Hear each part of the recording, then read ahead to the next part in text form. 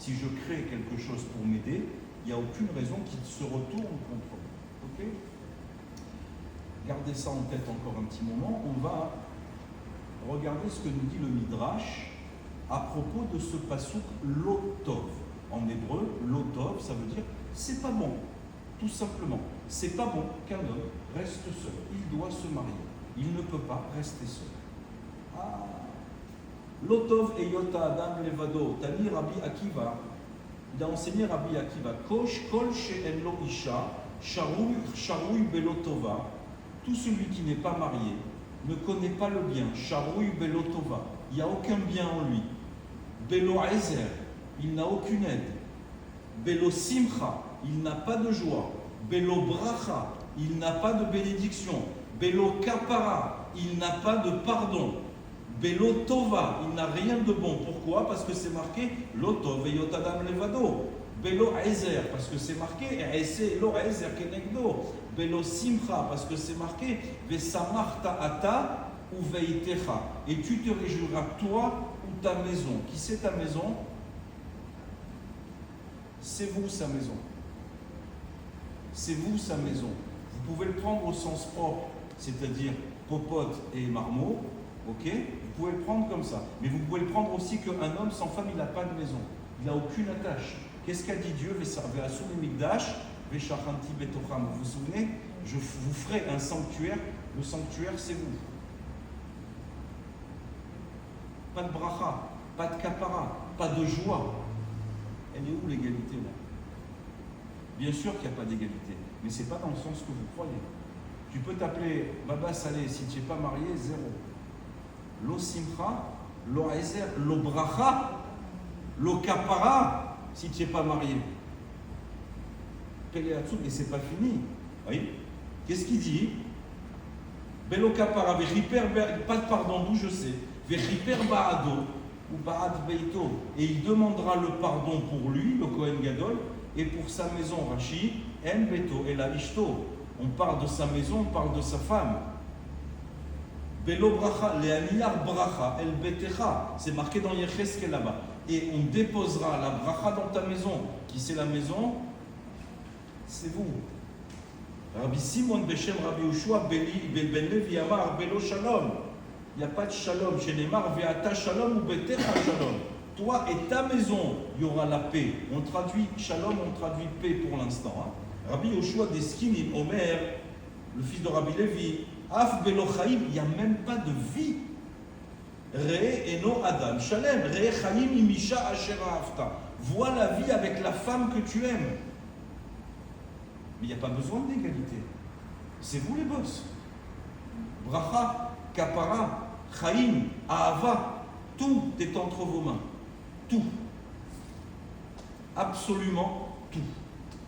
Alors, on peut remercier de ne pas être une femme. Hein. C'est facile, mais on n'a encore pas expliqué. D'accord? On laisse le midrash, on avance un peu. Oui. Ça va, regagner. Merci beaucoup. J'ai pas fini. Ah, ça y est, ça recommence. Tu me dis, moi je suis la maison. Ça y est, on recommence. La bouffe, le ménage. Voilà. On est bonne qu'à ça. Et alors, on a dit Ezer Kenegdo. Une aide contre lui. Une aide contre lui. Pour mériter sa maison, un homme doit être à la hauteur de recevoir l'aide. Oui, vous êtes sa maison quand il est méritant. Bien sûr que vous êtes sa maison. Qu'est-ce que vous ne feriez pas pour lui quand à vos yeux il est méritant? C'est vrai ou pas? La lune, vous allez lui décrocher, à Ezer.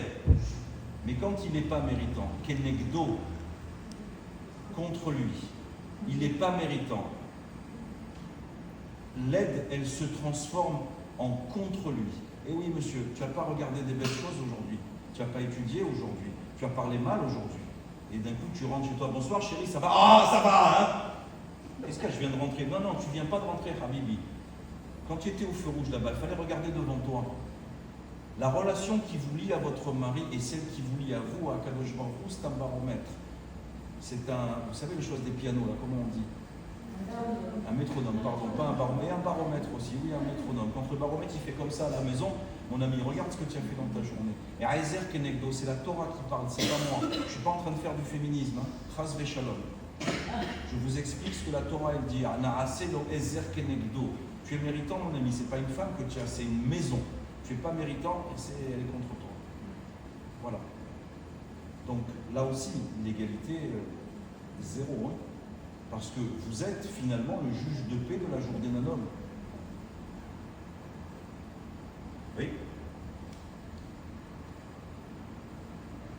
Sans cette maison, il ne peut pas faire la première mitzvah que Dieu lui a demandé de faire.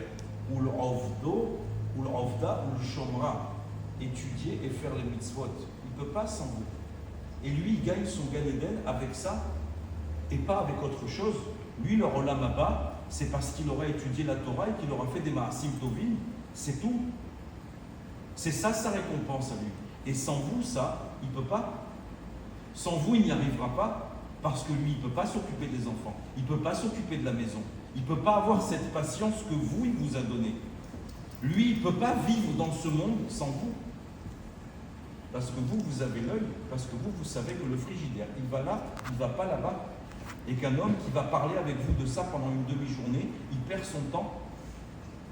Tu veux le mettre là, le frigidaire, Habiba, mets-le là. Tu le veux vert et moi je le veux jaune, viens, on l'achète vert. Parce que celui qui perd son temps avec ça et avec sa femme, à vouloir expliquer à cette femme, à sa maison donc, comment organiser sa maison, mais tais-toi, monsieur. Tu ne sais pas de quoi tu parles. Va au Beth Midrash, va voir Rav Nathan et assis-toi. Parce que c'est ça ton mérite. C'est pas de prendre la tête à ta femme, de savoir si les roues de la voiture on les peint en jaune ou en vert, ou si on va à la plage un tel ou à la plage un tel. Ton boulot, c'est de t'asseoir avec le barbu et de récupérer un peu et de me laisser ma maison. Beitecha, on a dit 3 fois, on a ramené 3 versets. Mechaper atzmo ou ba'ad beito. Le Kohen Gadol, on a ramené 3 fois maison. Mais pas dans le sens d'égoïme, maison bonne à la maison, la yeshiva comme on a dit là-bas de Maldon. C'est pas de ça qu'on a parlé. On parle d'une maison juive, Ne'eman, Bet Amikdash, Ve'asuni Mishkan, Ve'shachanti Betocham. Vous êtes les garantes de la Shrina d'Hachem dans la maison. Je ne sais pas si vous vous rendez compte des préoccupations que vous avez par rapport à nous. Qui a parlé d'égalité? C'est pas à moi, c'est pas grâce à moi que la Shrina elle est chez moi. C'est grâce à mon épouse. Parce que quand c'est cachère à la maison, Hachem y vient. Quand les enfants ils vont à l'école juive, Hachem y vient. Quand le mari, au lieu de rester devant Barcelone, Real Madrid, de toute façon ça va finir par un gagnant et un perdant, il est à la yeshiva. Et ça c'est ton boulot, madame. Ezer Kenegdo, qu'est-ce que tu fais, chérie? Bon, il y a un match, va étudier un peu, va. C'est mieux pour toi, cette heure-ci. Ah oui, Ezer Kenegdo. Même s'il vient dormir là, c'est pas grave. Il y a un rab, il disait à un de ses élèves qui travaillait très dur dans le bâtiment, il venait depuis des années à un cours. Et à un moment, le gars, il dormait tout le cours, hein, c'est-à-dire il fracassait les tables, et il va voir le rab, il dit, Rab, je ne viens plus. Il lui dit, pourquoi mon fils? Il lui dit, parce que j'ai honte, je dors. À chaque fois que je viens à ton cours, au bout de 3 paroles, je dors. Alors, mieux je reste chez moi. Il lui dit, je t'interdis de rester chez toi, viens et dors dans mon cours. Il lui dit, pourquoi? Il dit, parce que ta femme et tes enfants, ils te voient venir étudier la Torah. Et ça, c'est la meilleure éducation que tu peux donner à la maison, c'est ça. Même si tu dors là, c'est pas grave. De toute façon, ta neshama, elle entend, c'est pas un problème. Donc vous vous rendez compte un petit peu du rôle que vous avez, de la responsabilité que vous avez. De quelle égalité on parle exactement? Qui a besoin d'égalité? Chez Lo Hassani Isha, vous comprenez mieux maintenant pourquoi on est content de ne pas être à votre place? Pas parce que vous êtes détestable ou subalterne ou inférieur, mais parce que nous, on n'est pas capable de faire ça. Nous, si on n'a pas 613 mitzvot, ça va être compliqué. Si on n'a pas la Torah pour te dire où ce que tu dois faire, comment tu dois le faire, s'il n'y a pas 3 tfilotes par jour, s'il n'y a pas le petit coup de machin, mais un homme, c'est une catastrophe. Non, c'est vous qui allez le faire. Non, c'est vous qui allez le faire. Vous allez comprendre pourquoi. Moi, je leur fais d'une autre façon. Mais croyez-moi que je leur fais d'une autre façon. Mais vous devez comprendre quel est votre rôle. Il n'y a pas d'égalité dans la Torah. Il y a des places. Il y a des rôles, il n'y a pas d'égalité. Ça ne sert à rien l'égalité, parce qu'un homme ne saura jamais élever des enfants. Ne lui demandez pas, c'est pas vrai. Il n'y arrivera pas. Vous êtes capable. Et ce n'est pas une klala, ce n'est pas une infériorité. Ah quoi, alors je ne peux pas avoir un métier? Qui t'a dit ça? Va travailler si tu as envie. Mais l'éducation des enfants, envoyer ton mari à la yeshiva et tenir le Beth Amikdash qui s'appelle votre maison cachère, il n'y a que vous qui pouvez faire ça. Parce que comme le dit la Masechet Sota, le traité de Sota, quelle heure il est, chérie, là? Ok. Comme le dit la Masechet Sota, Bema Zachian. Alors finalement, quel est votre mérite? Mais votre mérite, il saute aux yeux. Qui c'est qui fait le peuple de demain? C'est vous. Qui c'est qui fait des hommes justes et droits? C'est vous. Et c'est ça qui vous fait mériter votre Olam Haba. C'est pas autre chose. C'est ça qui vous fait mériter votre Olam Haba. Faire de vos maris des hommes juifs, faire de vos enfants de futurs maris juifs, faire de votre maison ce fameux Mishkan où Akadosh Baruch Hu peut résider. Oui.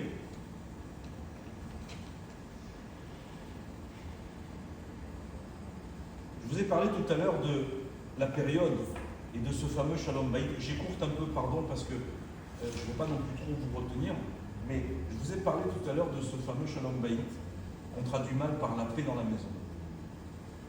Lorsque Adam et Chava ont fait la faute et que Akadosh Baruch Hu les a punis, chacun avec ses punitions, on a dit, et elle désirera son homme, désire son homme, elle veut qu'il le domine, c'est limite un peu malsain, et il sholba, et il la dominera. Est-ce que tu peux me donner la traduction de Machal? Maintenant, pas demain. Machal, l'imshol, Machal. C'est quoi un Machal en hébreu? Quelqu'un est hébraïsant? Un exemple. Dougma, un exemple. C'est quoi un exemple?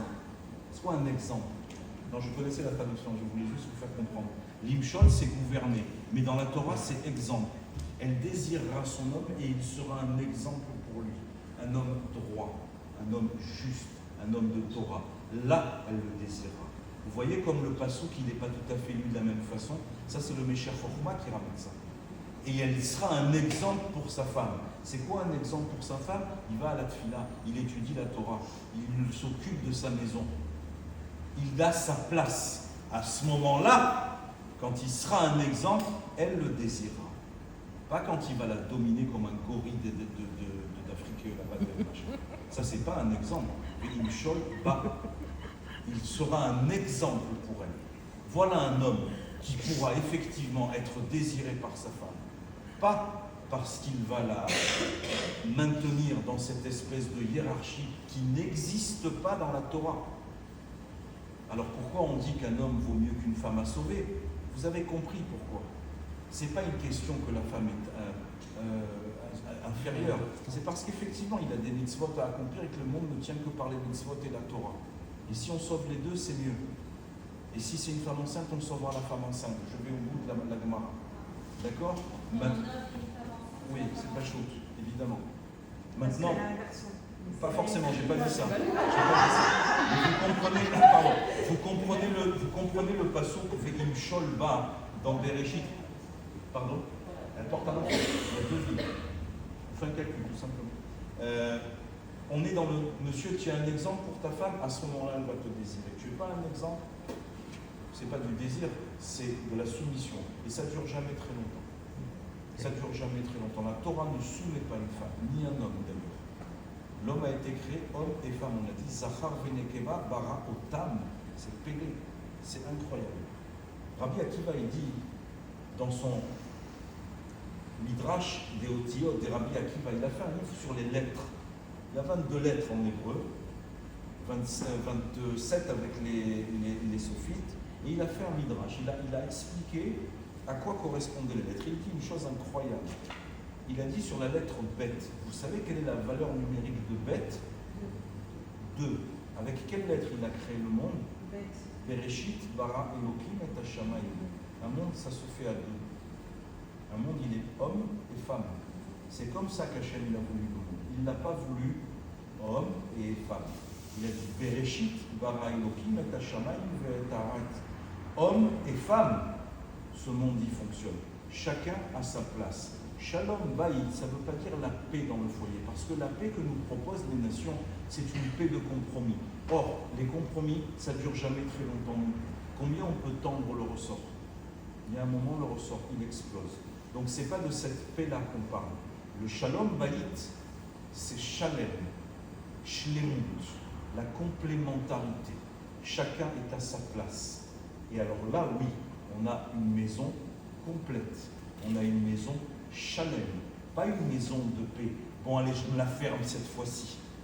Bon, allez, je me la ferme cette fois-ci. Combien tu vas la fermer, Bichriad, Zina? Combien tu vas la fermer? Et aussi bien toi, monsieur, que toi, madame. Combien tu vas... Quel être humain il est capable? Ouais, il y a là-bas, Bouddha, il s'assoit sous un arbre 13 ans, après il revient, il la ferme à vie, celui-là. Mais nous, on n'est pas bouddhiste, par contre, Hachem. On est juif et un juif, on ne la ferme pas. Déjà, avec Dieu, on ne la ferme pas. Calva Homer avec sa femme ou son mari. Combien on peut se la fermer? Non, c'est pas ça, Shalom. C'est pas faire des concessions inutiles. C'est apprendre comment je peux prendre ma place en tant que femme et en tant qu'homme. Et là, oui, j'ai une maison qui tient. Vous savez, le Mishkan, dont on parle depuis tout à l'heure, nous disent nos maîtres, le Rabbeinu Bechaye et encore plein d'autres, le Zohar HaKadosh parle de ça. La configuration du Mishkan, elle représente un être humain. Donc, le Mishkan, finalement, c'est nous. C'est du bois et de la pierre. Ça n'a pas de valeur autre que, finalement, l'être humain. Et on n'a pas dit la femme ou l'homme, on a dit l'être humain. Bereshit bara Elokim et Hashamayim ve'et haaretz. Il a créé avec la lettre bête, nous dit Rabbi Akiva dans son Otiyot de Rabbi Akiva, il a créé avec un bête. Dual. Le monde, il est masculin et il est féminin. Toutes les inepties qu'on entend aujourd'hui, Rahman al-Atzlan, on voit des enfants qui disent je ne suis pas un garçon, je suis une fille, je suis pas une fille, je suis un garçon.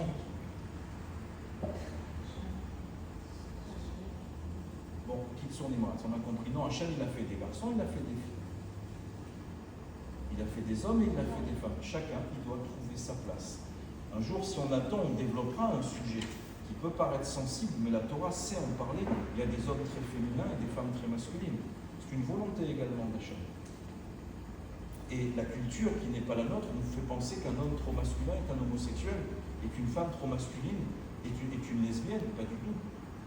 On marie un homme très féminin avec une femme très masculine. Le Rav Zamir Cohen, il parle de ça. Mais la culture, elle vient tellement nous dévoyer le regard. Oui, il y a des hommes très, très féminins. Ça plaît pas, c'est pas le sujet. Et on va lui trouver une femme un petit peu plus masculine. Et ça va matcher. Vous pensez que Dieu puisse se tromper? Au point de mettre un homme dans le corps d'une femme et une femme dans le corps d'un homme, c'est possible quelque chose comme ça? Non, c'est pas possible. Bereshit bara Elokim, Bet, Shtaim. D'accord? On avance un petit peu. Oui. Quelle est donc votre récompense? On a demandé quelle était la récompense de la femme. Eh bien, c'est tout ça. C'est tout ce travail, tout cet investissement. Lorsque l'homme est vertueux, eh bien, il faut s'investir. Il faut envoyer ses enfants, il faut les éduquer. Il faut envoyer son mari étudier, travailler. Il faut également lui apprendre ce que c'est que prendre sa place. Parce que quand il vous l'a fait rencontrer, là non plus, Dieu, il ne s'est pas trompé. Et c'est ça votre récompense. C'est pour ça qu'on ne vous demande pas d'étudier la Torah, de vous soumettre à des mitzvot qui nécessitent du temps. C'est marqué, un homme doit mourir pour étudier la Torah. Si on demande ça à une femme, qui va élever les enfants? Qui va faire tenir ce monde? Vous comprenez? On ne peut pas demander à une femme de mourir pour la Torah. On peut le demander à un homme, mais on ne peut pas le demander à une femme. On ne peut pas demander à une femme de s'interrompre en pleine chalot, en pleine afrachat chala, pour aller faire mitra. Ça n'a pas de sens. Ça n'a pas de sens. On ne peut pas demander à une femme qui doit aller faire son mikvé. Non, je ne peux pas y aller, il faut que je finisse ma sechet Shabbat, je viendrai faire le mikvé demain. Et l'autre, il fait des bons là-bas dans la chambre. On ne peut pas faire ça. Tu dois aller au mikvé, va au mikvé. Laisse l'étude, laisse monsieur, lui, il a besoin. Toi, tu n'as pas besoin de ça. Tu as d'autres missions, tu as d'autres objectifs, mais nettement plus importants. Vous êtes le futur de ce peuple. Vous savez pourquoi on est sorti d'Égypte? C'est-à-dire, développe, avec le mérite des femmes. Pourquoi? Qu'est-ce qu'elles ont fait? Qu'est-ce qu'elles ont fait pour mériter qu'on nous libère d'Égypte? Pas du tout, pas du tout. Elles ont gardé les prénoms juifs et elles ont gardé les vêtements juifs et elles ont gardé les enfants dans l'étude et elles sont restées belles pour leur mari. Elles se sont apprêtées. Quand les maris rentraient de l'esclavage, elles étaient encore désirables. Qui pense à ça? Quand il y a 210 ans d'esclavage, dont 82 ans de Shoah, non, les dames, elles ont continué à faire des enfants. Parce que c'est le futur de ce peuple. 2 hommes, ça ne fait pas des enfants. Ils n'y arriveront pas. Donc, le mérite des femmes, c'est tout ça à la fois. Quand on a reçu la Torah, mesdames, vous savez à qui il a parlé en premier? Aux femmes. Vayomer el bet Yaakov, vatedaber el bet el bnei Israël. Encore la maison. Parle à la maison de Jacob et parle aux enfants d'Israël. Rashi, bet Yaakov, Nashi. Dieu, il ne nous a pas parlé à nous en premier. Il vous a parlé à vous en premier. On a parlé d'égalité. C'est plus clair maintenant? Hazak ou Baruch. On avance et on conclut. Oui. La réussite de son foyer, elle ne se trouve pas dans le conflit ou dans la hiérarchie. Elle se trouve dans la shlemut. Où est ma place? Où se trouve ma place? Comment je peux gagner mon olam haba? Je vous ai expliqué comment vous pouvez le gagner. Comment lui, il peut le gagner, je vous expliquais également aussi. Faire de son mari un bon juif, un homme de qualité. C'est marqué dans la paracha de Mishpatim, au sujet de l'homme qui s'est vendu esclave. On terminera avec cette histoire de Rav Metzger Shalita. Nichnas begapo, yotse begapo. Un homme qui, normalement, a dû se vendre comme esclave parce qu'il avait des dettes ou parce qu'il ne peut pas rembourser ce qu'il a volé. Il doit se vendre à un maître pour rembourser sa dette. Le maître doit assurer, s'il est marié, la subsistance de la femme de ce monsieur, qui, elle, ne peut pas être esclave. Mais le maître qui acquiert cet esclave doit assurer la subsistance de cette femme. Quand ce monsieur a fini ses 6 ans d'esclavage, eh bien, il sort libre et elle ne recevra plus d'argent de ce monsieur. Mais il y a une autre explication de gapo. Gap, en araméen, ça veut dire une aile. Un homme, il rentre avec une aile et il sort avec une aile. Le Talmud nous dit un homme qui n'est pas marié ne peut pas avoir de Torah. On l'a vu. Pourquoi? Parce que gap, c'est une aile. Alors c'est vrai que cette femme, elle a reçu de l'argent de ce monsieur qui tenait son mari en esclavage, en prison, en service. Alors, elle n'était pas esclave, mais elle n'a pas son mari. Elle n'a pas sa moitié. Elle ne peut pas être heureuse. Et lui, c'est pareil. Il n'a qu'une aile. Et un oiseau qui n'a qu'une aile, il tourne en rond. S'il veut s'élever, il faut qu'il y ait une deuxième aile. Quand on nous dit un homme qui n'est pas marié, il n'a pas de Torah, donc il ne s'élève pas. Pour s'élever, il faut qu'il aille récupérer son aile, son gap. Et une fois qu'il a madame, sa deuxième aile, alors il peut s'élever. On aurait pu penser qu'un homme célibataire, il n'a aucun problème. Il peut étudier quand il veut, il peut s'élever à des... Non, la Torah ne te dit pas du tout. Nirnas begapo, yotse begapo. Il faut qu'il soit avec 2 ailes pour voler et s'élever. Et sa deuxième aile, c'est son épouse. Voilà ce que nous dit la Torah sur la relation homme-femme, mesdames. Ce cours-là, je voulais vraiment vous le transmettre parce que, je répète encore une fois, les nations nous trompent. Les nations nous font penser des choses qui n'existent pas. Le Zohar nous parle de cette période où Adam et Ève ont fauté et où Adam a quitté sa femme. Il a quitté Chava pendant 130 ans. À cause de la faute qu'il a fait, il a jeûné et quitté sa femme pendant 130 ans, nous dit le Zohar à Kadosh. Pendant 130 ans. Pendant 130 ans, Chava, elle a cru qu'elle pouvait vivre sans Adam. Et Adam a cru qu'il pouvait vivre sans Chava. C'est ce qui explique le nombre de divorces aujourd'hui. Ça s'est passé vendredi, veille de Shabbat. Puisque l'homme a été créé vendredi, il a fauté vendredi et il a été expulsé du Gan Eden vendredi. Tout ça s'est passé dans le même jour. Dans le traité de Sanhedrin, il est marqué l'agenda de Adam Arishon, heure par heure. Qu'est-ce qui s'est passé ce jour-là? Pendant 130 ans après cette faute, les deux ont cru qu'ils pouvaient vivre. Et veille de Shabbat, c'est la fin des temps. Veille de Shabbat, c'est Erev Mashiach. Shabbat, c'est Mashiach. C'est Yom Shekulo Aror, Shekulo Tov.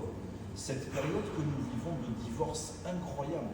Moi, pour avoir travaillé dans des consistoires, on faisait des journées entières. Je ne sais pas si certaines de vous ont vu ce qui se passe dans les consistoires en métropole. Ailleurs, c'est une hécatombe.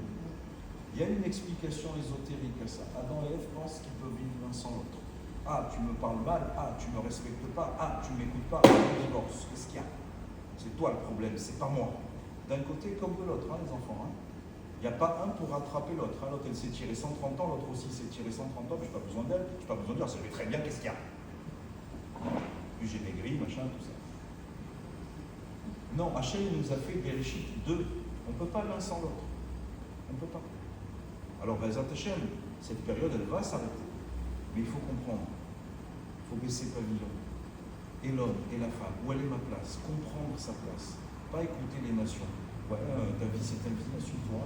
C'est pas vrai, c'est pas vrai. L'un sans l'autre, ça ne marche pas. Un oiseau avec une aile, il s'envole. Il faut deux ailes pour s'envoler. Quel est l'objectif? Créer ce Mishkan. Voilà, mesdames, pour ce cours. Question, pas de question, tout va bien? On passe à table? Oui?